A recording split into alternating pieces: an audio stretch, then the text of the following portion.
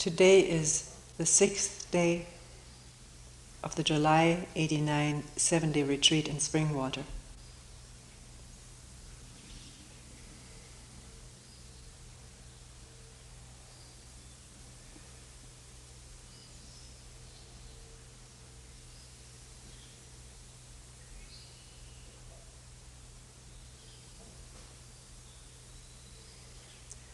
One person said, you mentioned a few days ago in passing that in Buddhism, thinking is categorized as one of the senses, being the sixth sense.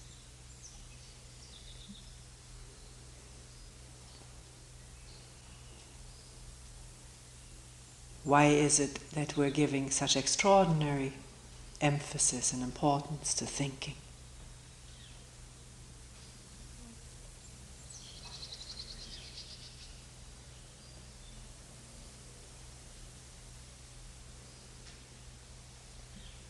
And we do, don't we?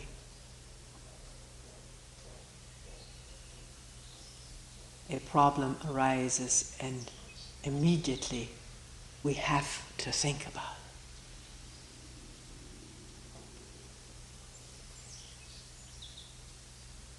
And our own whole upbringing has been tremendous emphasis on thinking, solving problems through thinking.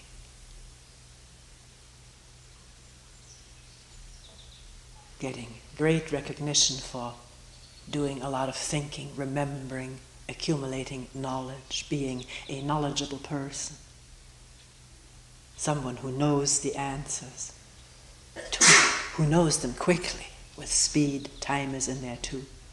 In our school tests, time is a factor. How quickly one can answer 100 questions on a test.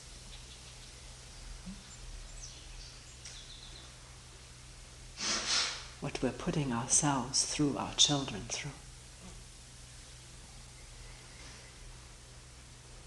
On a hot day, answering hundreds of questions on test paper.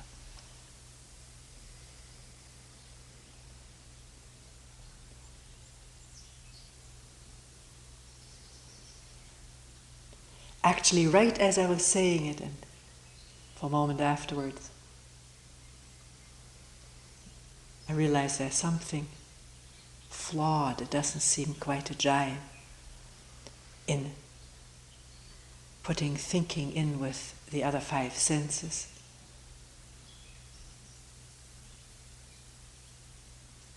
Because, as we've talked about, when the senses are openly functioning as a whole perception,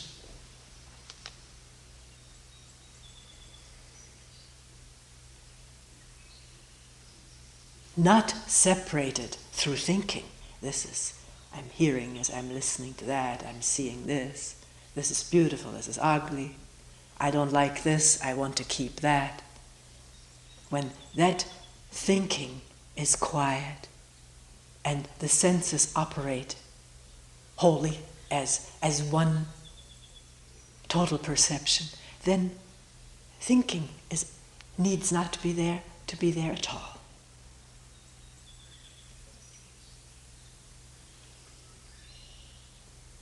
Or if it is there, it does not interfere in the wholeness of perception, when there is that wholeness of perception.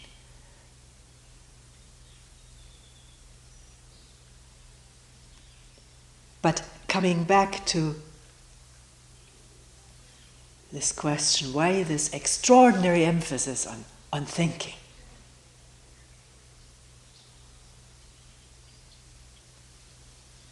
A person didn't say this, but maybe he also meant, why do you give such emphasis to looking at thinking? Which is different from just thinking, to look at thinking. He didn't say that, but one can wonder why so much thinking in a talk. But it's not just thinking, we're also looking. Looking at the whole process of thinking. Because in that process of thinking takes place all the division that we suffer from or act upon, act out of, creating dissonance, discord, conflict within ourselves and each other.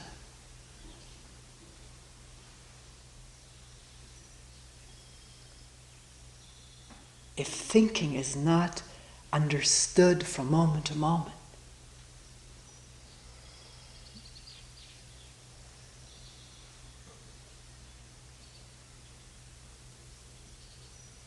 then we continue acting out of that ignorance, taking our thoughts, our concepts, ideas, and knowledge for the truth, for real, not seeing it as for what it is, an abstraction from memory, an abstraction that can never ever capture the whole.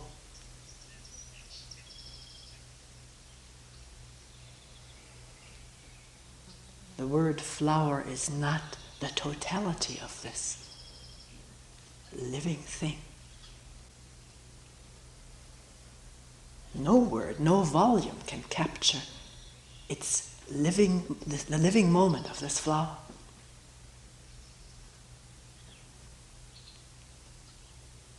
Or of what one calls oneself or one's friends or people one works with.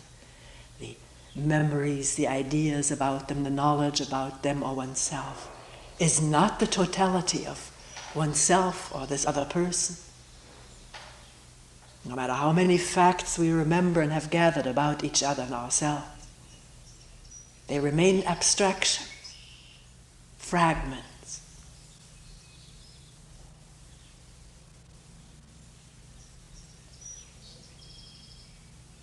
And a lot of memory that is stored in the brain,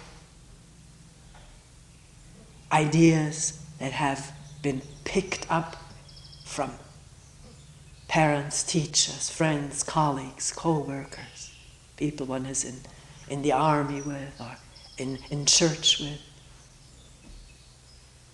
A lot of these ideas may not even be based on observed fact. They may be based on sheer imagination, which is a great capacity of this brain to imagine.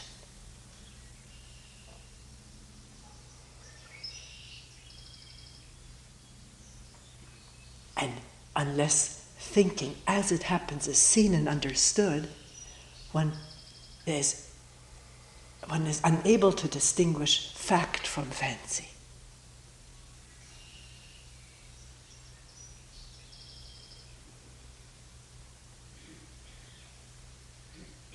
And one can fight and give one's life and kill for fancy, imagined ideas.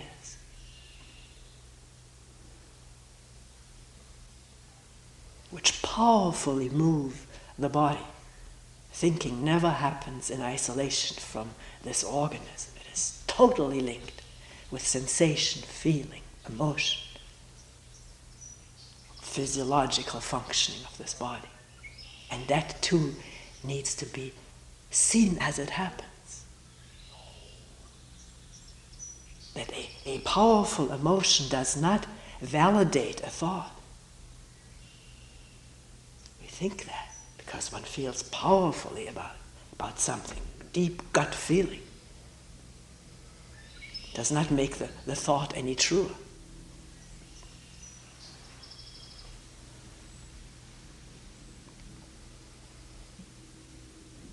The thought evokes a gut feeling. And then the gut feeling evokes the thought, there must be truth here because I feel it in my guts. But what thought was that evoked the gut feeling in the first place? Where did it come from? And all thought comes from memory. And where does the memory come from? From storing impressions of past experiences, which are never thoroughly experienced. Only fragments are perceived and stored. And if at the moment of experience something, there is great anger or fear, perception is greatly narrowed down. One can observe that for oneself, how in anger or fear, hearing and listening, seeing, narrows down, becomes very focused, very also blurry, not clear. And that unclear perception is stored in memory. And from that come thoughts about how that was, what he did, what she said.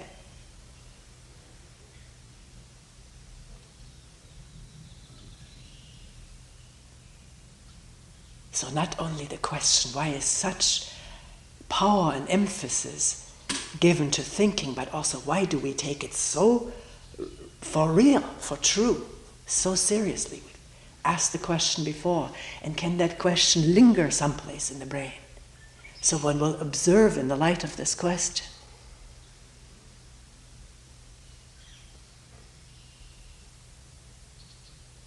And as a last thing on this whole topic of thinking, there is in our life a place for thinking clearly, for thinking accurately,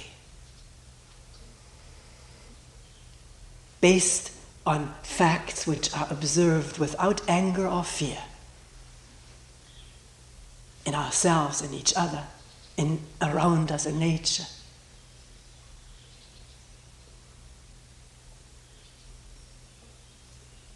And this is not an effort of will, but as when the mind is clear in seeing what is happening inside and out, the thinking straightens out.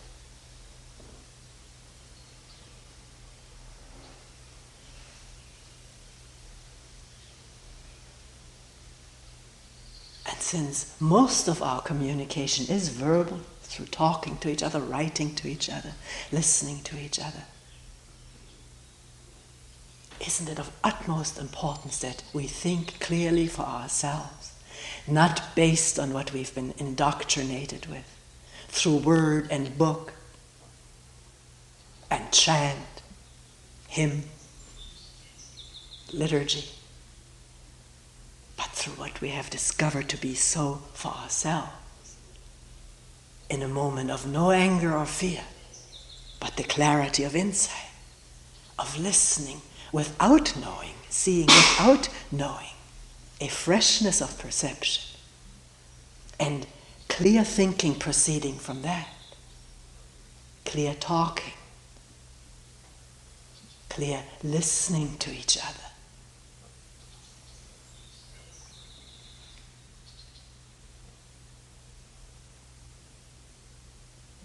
Someone mentioned how, having been in many spiritual traditions, thought has been so downplayed or disparaged that one doesn't feel capable really of thinking. It's something one shouldn't do. One should banish or cut off one's thoughts, control them or be rid of them, or concentrate on the mantra or the practice so one doesn't think.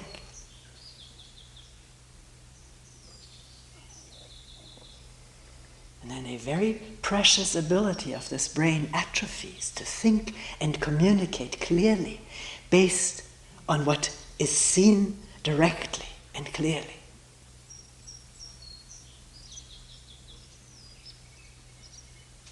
Always keeping open the possibility one may not see clearly, and therefore being open to challenge or to questioning, looking together afresh. If someone questions what one said, not insisting. Why should one insist on anything? One can look freshly now, regardless of what may have said or thought, or remember somebody said or thought.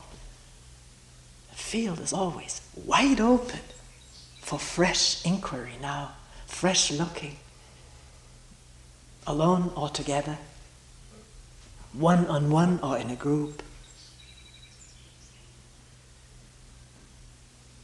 And the joy and energy that emerges when people, two people or several people, look at the same thing together, aware of opinions and holding opinions and prejudices in abeyance, or examining them together. Opinion and prejudice being one of the things one looks at together.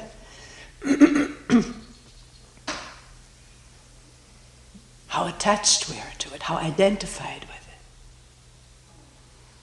How so ready to defend it for fear of what? If we're identified with our opinion, we feel personally threatened when it is attacked or questioned.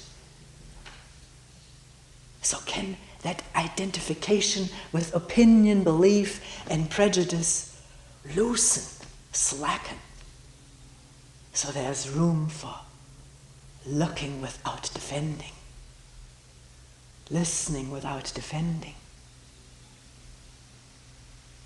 not being so sure I know about this guy or this woman, because based on all that I know and people have told me about him or her, and now he says or she does something and it fits right into what I already know. It confirms my ideas and opinions. And I will not let go of that. Because I become something when I have a strong opinion. And I'm attached to being somebody for fear of being nobody when I have no opinion about anything. The whole dynamics open up if one really questions. How it always comes back to fear in oneself of being insignificant, not being taken seriously, and wanting so much to be taken seriously, to be somebody in the mind of others. And one way we do it is by being a firm advocate of points of view,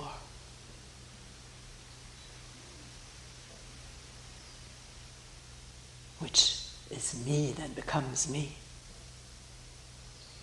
And the suffering or pain if it's questioned, criticized, or contradicted by someone else or by several. Then comes a feeling everybody's against me.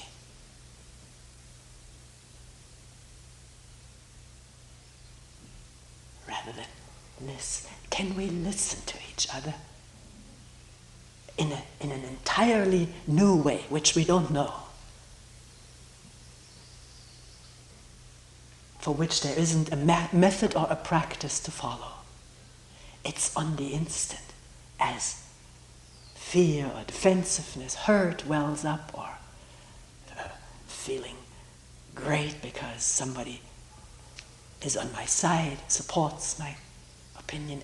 As all of these emotions and energies fill the body as we talk with each other, can one listen to that as well as what is being said by others? Listen to it with a skeptical mind, skeptical meaning, wondering about it, not taking it for natural, granted human nature. But why am I so defensive? Why am I so hurt right now? So aggressive against this person, so angry at what he or she has said. Not I shouldn't be. That's old stuff. That's ancient. I shouldn't be. I should control myself. But what is new is wondering about it. And out of wondering, listening with new ears, new eyes.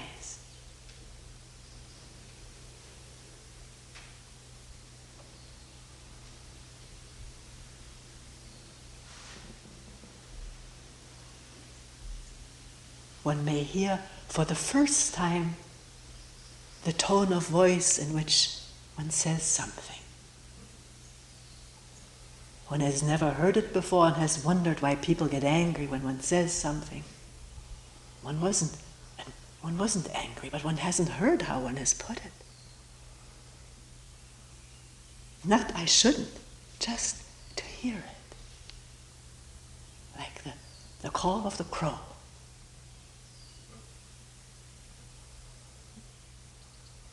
One doesn't think the crow shouldn't sound so raucous, one just hears it. And the marvel, the miracle is that in a clear perception which is undefended, without goal or purpose, it's just perceiving, listening, seeing. What is seen and heard changes.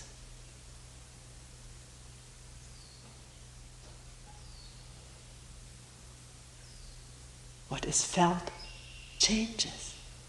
It's no longer the same when there's the presence of this listening without motive. And if a motive is there, can the motive be discovered and listened to? Not I shouldn't have any motives in listening. That's old behavior, old habits. We have motives. Can they be discovered in a friendly kind of listening, a gentle, non-violent?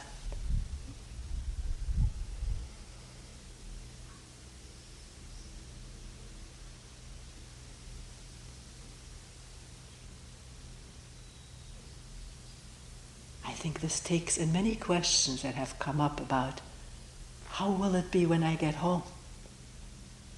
I've discovered here people say that there is quite a bit of anger, deep anger, maybe hatred of the person I'm living with. I thought I was not capable of that. Didn't think I could ever hate anybody, and I'm discovering that indeed there is hate.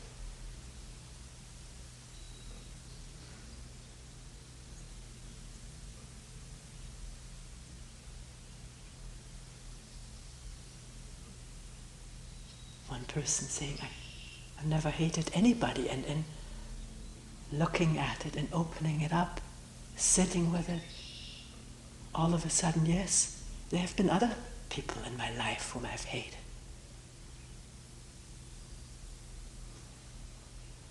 But one has never dared to even look at it, think about it, or touch it.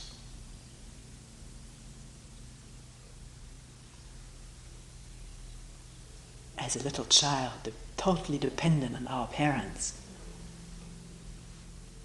it's not easy to be in touch with hatred of a parent, of a sibling. And one is told that this is bad.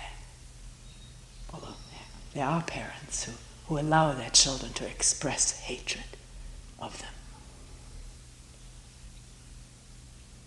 So then it doesn't get buried under.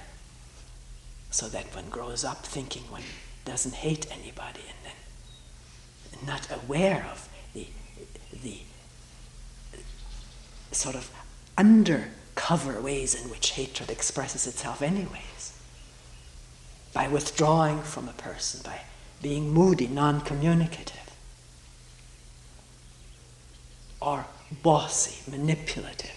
All of these ways that the mind-body has in getting around facing the real sore, the real wound, the real feeling.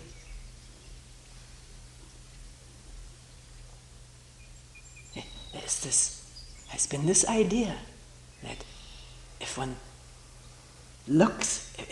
admits hatred in oneself, one will become more hateful. One should only think good thoughts about oneself. There are prayers to this extent. Remember, one was written up in a Buddhist center once for a suggested prayer for children.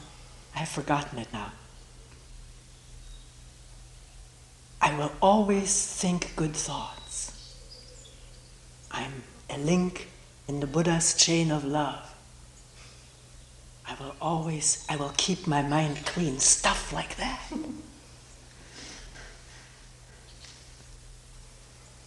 And that's not restricted to that. This is how our prayers go. Be good so Jesus loves you.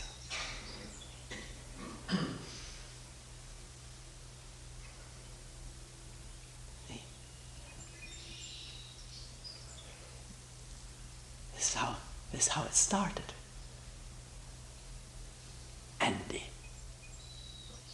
the volcano on top just smokes a little bit, or bubbles, but underneath there's fire and burning stuff, burning lava, ready to explode maybe at some time. And then everyone, including society, is aghast at this person. Did such a hideous thing and was always such a good boy or girl in school.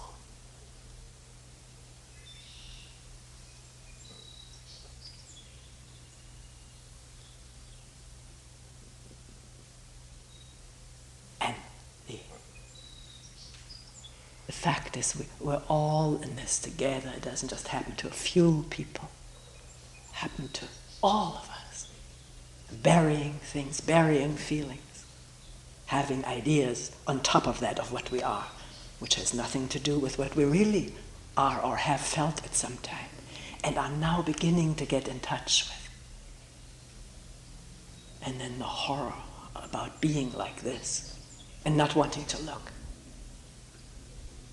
When it is healthy to look. It is healthy to bring light and sun and air to a closed up wound so it can begin to heal and not continue to fester.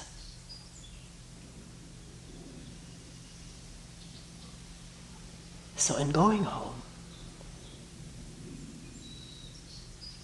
can there be this moments of fresh looking and listening at the husband, the wife, the person one lives with, the children, parents, friends. From no point of demand. Demands are there most of the time. But can at times when one look and listen from no demand, not asking anything of the other, just looking and listening.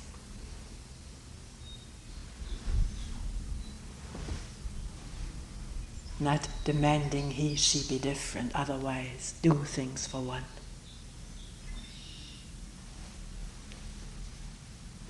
Tell one how one is loved and so forth.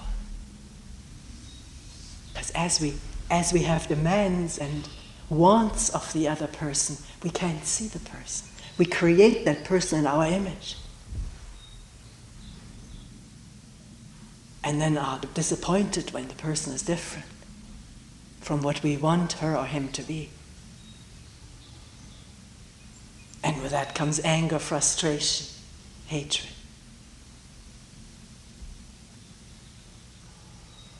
Some of it from deep down, stored up from earlier encounters where one's demands were not met, one's wants ignored.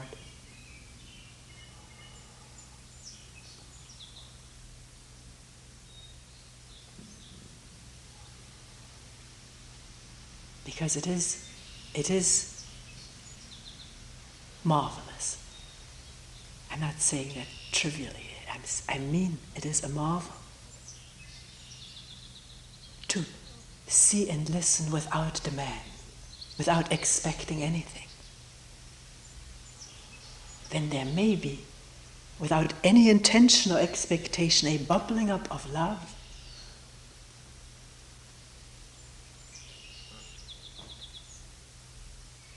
Which doesn't expect anything in return. And in the presence of this love,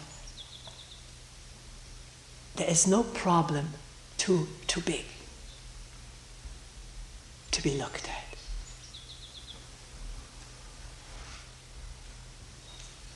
and even to be left behind if it is possible. If not, one can live with it.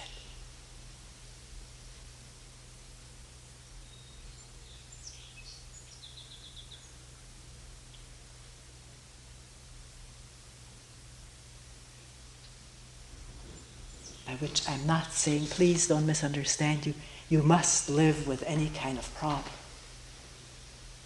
Or we. But is there love in the heart?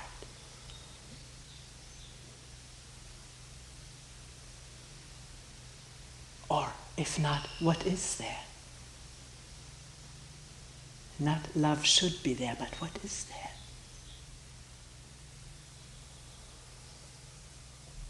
And touch it. See it, hear it, feel it, in oneself and in the other person. It's the same.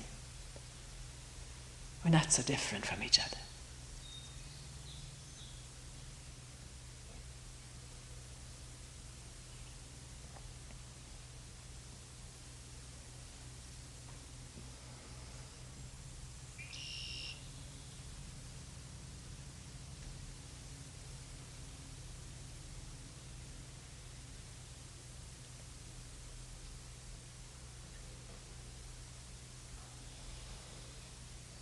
The question has come up with several people.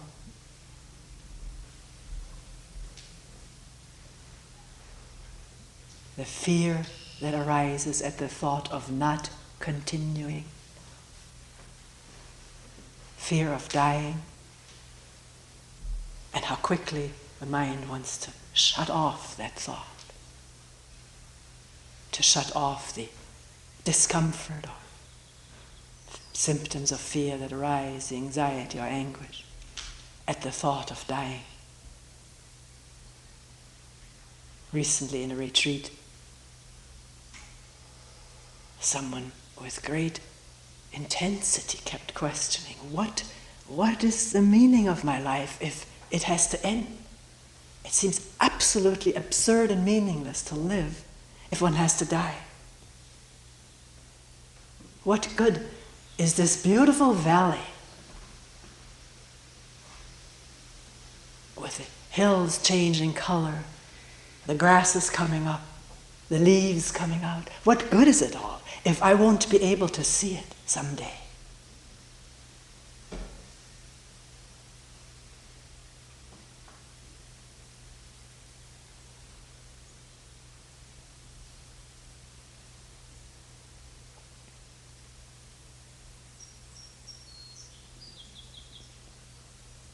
And with this anguish goes the popularity of theories about reincarnating, being reborn. In a future life, one hopes will be at least as good as this one, but hopefully better. As good as this one, if one feels it, it is good. Or being reborn in paradise. And then clinging to these ideas and images rather than facing the fear of not continuing. Facing the thing completely, where it comes from.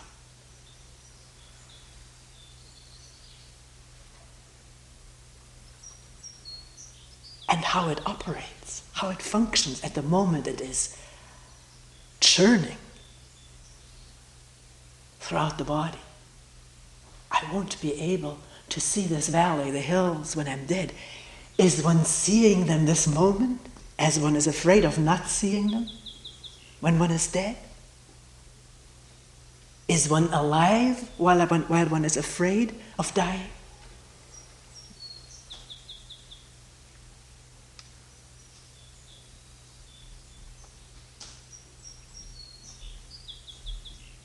Our fears of not continuing, of coming to an end, never allow us to be fully alive this moment, so fully alive this moment, that there is a dying to the fear of not continuing.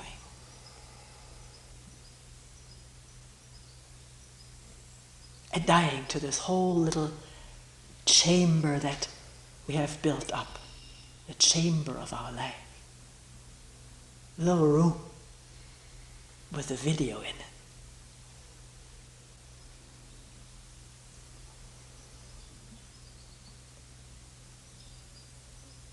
Video about past happy experiences and video about imagined expected future happy experiences. And the fear of leaving that little room.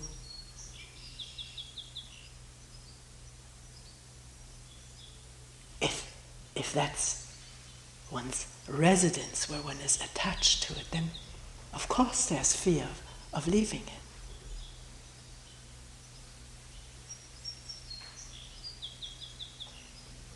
All one knows is this room and the fear of not being in it and the hope of continuing it. That goes with residing in an enclosure. The enclosure of the thought of me, my life, and the attachment to that. With that inevitably goes fear of its coming to an end. It can't be otherwise.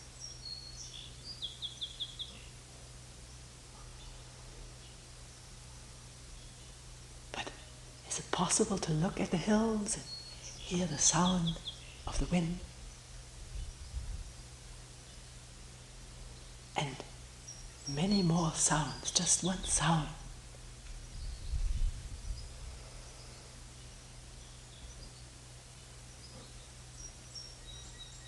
Out of no room.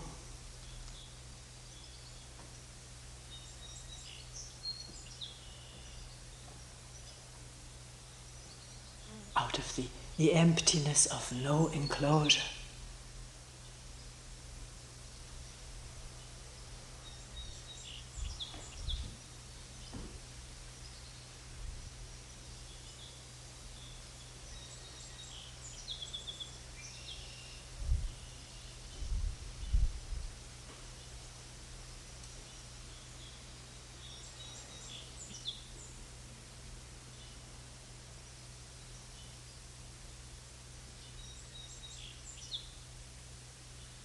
And it may dawn that dying and death are concepts, are ideas.